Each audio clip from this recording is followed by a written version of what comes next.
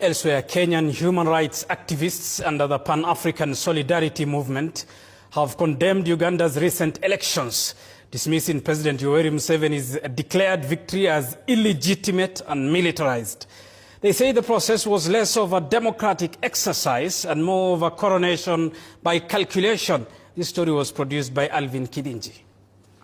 Activists have accused Museveni's regime of deploying a pre-programmed algorithm to secure a 70% win, fabricating voter numbers to match the ruling party's inflated membership claims. They allege that Uganda's 21.6 million registered voters were a manufactured figure designed to justify Museveni's tally. Museveni deployed an algorithm designed to hit a 70+% threshold.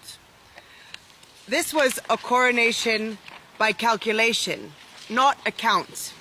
The activists say the nationwide internet shutdown during the polls was a deliberate blackout, an attempt to block evidence of ballot stuffing, arbitrary arrests and enforced disappearances.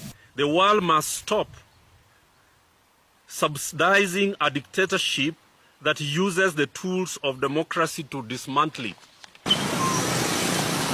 Uganda security units have been accused of crossing the line, from providing security to committing active interferences with opposition agents from the National Unity Platform, who were reportedly chased away from polling stations or abducted to prevent them from monitoring the tallying process. The Electoral Commission of Uganda has urged the public to beware of staged or manufactured fabrications of videos, photographs or any other content that are being created and circulated by unscrupulous people on social media platforms. The sanctity of the ballot box was desecrated through a coordinated campaign of state-sponsored terror aimed at opposing agents and independent observers.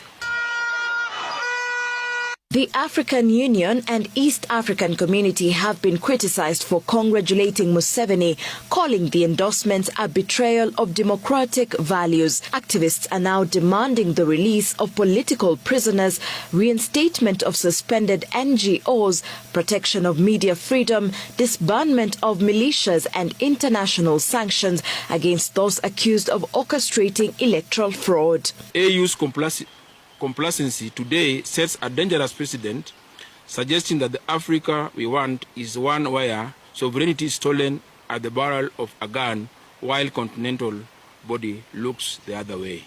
As Uganda's opposition contests the results, questions remain over whether silence from regional and global institutions risk normalizing repression and what might be the future of democracy in Africa.